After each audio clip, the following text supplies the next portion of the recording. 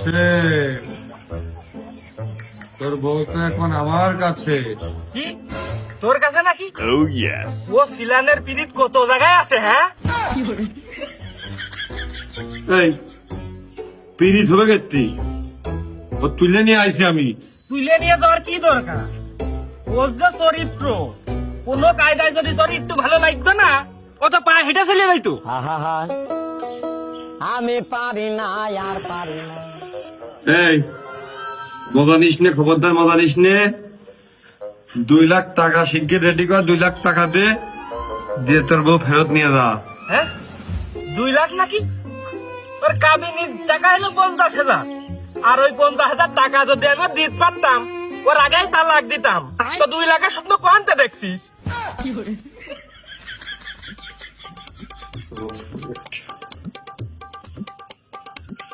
এই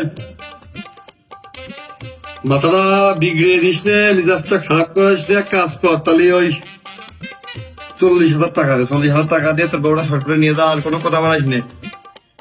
কিডন্যাপ হলে মিনিমাম 1 টাকা, লাখ টাকার প্রশ্ন, সেটা 40,000 টাকা। আর কোনো দুই কথা না, 40,000 টাকা দিয়ে বউটা নিয়ে যা।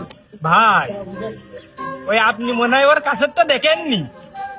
ওর কাছের তো যদি একটু দেখতেন, তাহলে বুঝতেন আপনি যে ওর 300 টাকা রেটও হয় না, আর ওর জন্য আমি 40,000 দেবো। ও ভাই রে ভাই, ও প্যানেল মে আর গুছাইছে মামুন ভাই। মাথাটা বিগড়ে, তোর সম্মানের প্রশ্ন আছে না?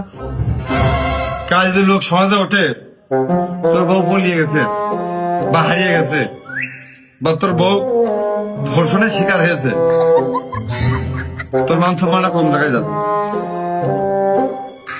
মান সম্মান দিয়ে তাকিয়ে 30,000 টাকা দে ভাই।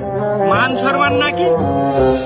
ভাই, আপনি ওই এক কাজ করেন, ওই আপনি আমার ওই 1,500 টাকা দেন, দেওয়ার পরে আপনি ওর সাথে যা করবেন করেন। বিশ্বাস করবো কারে আমি, বিশ্বাস করবো কারে, বিশ্বাস করবো কারে আমি।